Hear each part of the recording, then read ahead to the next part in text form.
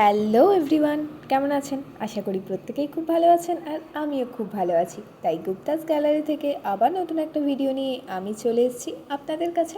তাই পুরো ভিডিওটা লাস্ট অবধি দেখুন, আশা করি আপনাদের খুব ভালো লাগবে।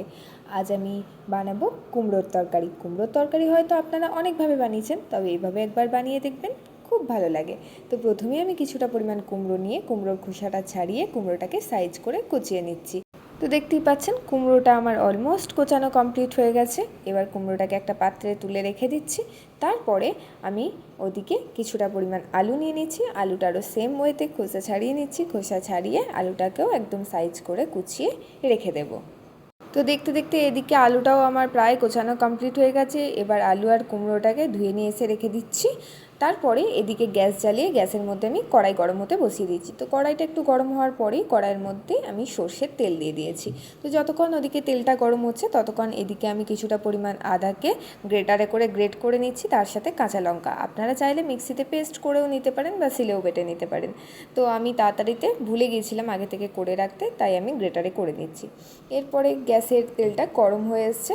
এরপরে আমি এর মধ্যে দিয়ে দিচ্ছি কুচিয়ে রাখা আলুগুলো। প্রথমেই আলুটাকে একটু ভালো করে নাড়াচাড়া করে নিচ্ছি। আলুটা দেওয়ার পরে কিছুক্ষণের মধ্যেই সামান্য পরিমাণ নুন দিয়ে দিলাম, তাহলে আলুটা তাড়াতাড়ি সেদ্ধ হয়ে যাবে। তো এবার নুনটাকে দিয়েও আলুটাকে একটু বেশ ভালো করে নাড়াচাড়া করে একটু ভাজা ভাজা করে নিচ্ছি। তো একটু ভাজা ভাজা হয়ে যাওয়ার পরে আমি এর মধ্যে দিয়ে দিলাম কিছুটা পরিমাণ হলুদ।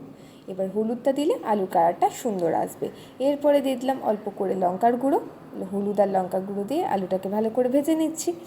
এরপরে তেলের মধ্যে দিচ্ছি কিছুটা পরিমাণ হিং। তো আমি একটুখানি হিং দিচ্ছি। কুমড়ো তরকারিতে হিং দিলে বেশ সুন্দর একটা ফ্লেভার আসে। তো হিংটা দেওয়ার পরেই ওই আদা রসুনের যে গ্রেট করে রেখেছিলাম সেটা এর মধ্যে দিয়ে দিলাম। তো এবার ওটাকে দিয়ে ভালো করে নাড়াচাড়া করার পরেই আমি দিয়ে দিলাম কুমড়োটা। আর এই সময়ে আমি দিয়েছি কিছুটা পরিমাণ ভাজা মশলা। ভাজা মশলা দিলে সেটা বেশ সুন্দর হয়। সব কিছু দিয়ে কিছুক্ষণের জন্য ঢাকা দিয়ে রেখেছিলাম। এবার ঢাকা খুলে আবার একটু নাড়াচাড়া করে নিচ্ছি। বেশ ভাজা ভাজা হয়ে গেছে। এরপরে উপর থেকে একটু জিরে গুঁড়ো, একটু ধনে গুঁড়ো দিয়ে আর একটু জল দিয়ে ভালো করে এটাকে সেদ্ধ হতে দেবো। তো আমার ভাজা মশলাতে ছিল গোটা ধনে, গোটা জিরে, মৌরি, এলাচ, লবঙ্গ, দারচিনি, শুকনো লঙ্কা আর গোলমরিচ। আপনারা অন্য কিছুও দিতে পারেন, তো আমি এগুলোই দিয়েছিলাম। এরপরে ঢাকা খুলে এর মধ্যে কিছুটা পরিমাণ ভিজিয়ে রাখা ছোলা আর কিছুটা নারকেল কুচিয়ে রেখেছিলাম, সেটাও দিয়ে দিলাম। আপনারা চাইলে নারকেল কোড়াও দিতে পারেন। এবার দিয়ে সব কিছুকে ভালো করে একটু নাড়াচাড়া করে নিচ্ছি। এই সময় অল্প অল্প করে জল দিয়ে কুমড়োটার আলুটা ভালো করে সেদ্ধ করে নিচ্ছি। তার সাথে দিচ্ছি কিছুটা পরিমাণ স্বাদ অনুযায়ী চিনি।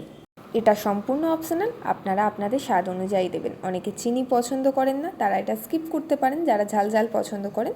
আর যারা মনে করেন না কুমড়োর তরকারি একটু মিষ্টি হলে ভালো হয়, তারা অবশ্যই একটু চিনি দেবেন। কুমড়োর তরকারি আমাদের তো একটু মিষ্টিই ভালো লাগে। এরপরে সব শেষে আমি একটু লবণও দিয়ে দিলাম, কারণ প্রথমে অল্প লবণ দিয়েছিলাম। এরপরে স্বাদ অনুযায়ী লবণটা দিয়ে বেশ ভালো করে নাড়াচাড়া করলাম। তো কুমড়োর তরকারি আমার অলমোস্ট কমপ্লিট। আপনারা অবশ্যই এভাবে একবার বাড়িতে ট্রাই করবেন, আশা করি খুব ভালো লাগবে। আর নামাবার আগে আপনারা চাইলে একটু ভাজা মশলা দেবেন। আমি একটু ভাজা মশলা দিয়েছি। ভাজা মশলাটা দিলে বেশ সুন্দর একটা ফ্লেভার আসছে। তো যাই হোক, আমার আজকের ভিডিওটা এখানেই শেষ করছি। তো যদি আপনাদের আমার আজকের ভিডিওটা ভালো লেগে থাকে, অবশ্যই একটা লাইক, কমেন্ট, শেয়ার করে দেবেন। আর যদি আপনারা আমার চ্যানেলে নতুন হয়ে থাকেন, চ্যানেলটা সাবস্ক্রাইব করে দেবেন। আর আমার ফেসবুক পেজ গুপ্তাস গ্যালারিকে ফলো করতে একদম ভুলবেন না। সকলে ভালো থাকবেন, সুস্থ থাকবেন। আপনাদের সাথে দেখা হবে পরে নতুন একটা ভিডিওতে। আজকের মতো টাটা, বাই বাই।